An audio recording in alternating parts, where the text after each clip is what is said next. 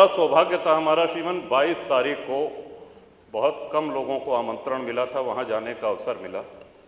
इतना सुव्यवस्थित कार्यक्रम, माननीय मुख्यमंत्री जी जब माननीय प्रधानमंत्री जी जा चुके थे और सब अतिथि जा चुके थे, तब घूमते रहे, एक एक व्यक्ति से मिलते रहे और वो बड़ा भावनाओं का अतिरेक था। भगवान श्री राम के हम सभी लोगों के जीवन में, हमारे यहाँ अवध में जब शिशु का जन्म होता है तो उसके कान में राम नाम, राम कहा जाता है। जब विद्या आरंभ होता है श्रीमन तो राम लिखा जाता है तख्ती पर, उसका हाथ पकड़ करके। और अंतिम यात्रा के विषय में तो हम सभी को पता है, राम नाम सत्य है कहा जाता है। वो भगवान राम किन परिस्थितियों में तंबू में रहे, निर्वासित रहे, इस बात की प्रसन्नता इतनी गांव-गांव है।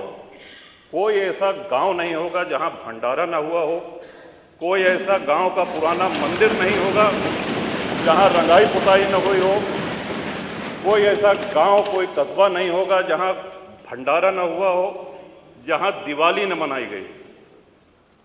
और सभी प्रसन्न थे। और आपको भी श्रीमान, इस बात का हम सभी लोगों की ओर से आभार है, आपने तय किया है कि हम सभी लोगों को दर्शन कराने ले चलेंगे।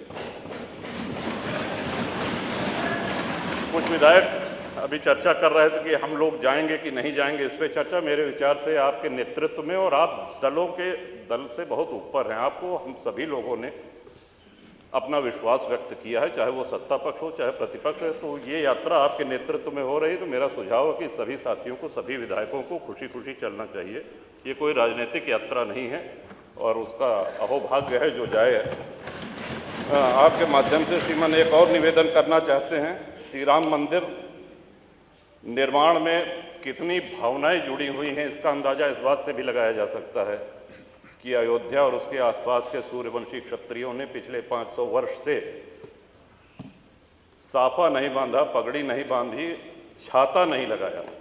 विवाह में दूल्हे को साफा बांधा जाता है, पगड़ी बांधी जाती, उनका वो प्रण प्रतिज्ञा आज पूरी हुई है। कितने लोगों की इच्छा,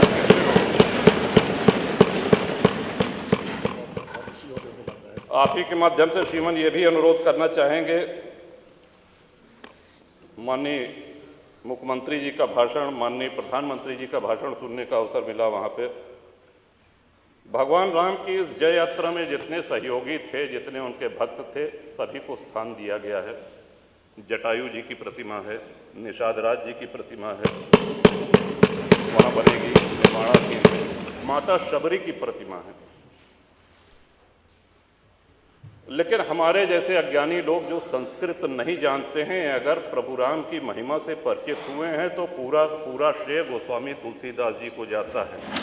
मैं आपके माध्यम से श्रीमान अनुरोध करूंगा कि गोस्वामी तुलसीदास जी की एक प्रतिमा, और उन्हीं कलाकार के द्वारा, श्री अरुण योगीराज जिन्होंने रामलला सरकार का विग्रह बनाया है, उन्हीं के द्वारा निर्माण करके माननीय मुख्यमंत्री जी अगर वो करें तो हम सब लोगों के लिए ये बहुत ही प्रसन्नता की बात होगी कि तुलसी बाबा की वहाँ पे मूर्ति लगे। कवि बेनी श्रीमन हुए, उन्होंने तुलसी बाबा के लिए कहा था कि वेद मत शोध शोध शोध के पुराण सब, संत और असंतन को भेद को बताओ तो, कपटी कुराही क्रूर कली के कुचाली जीव, कौन राम नाम हो की चर्चा चलाओ तो।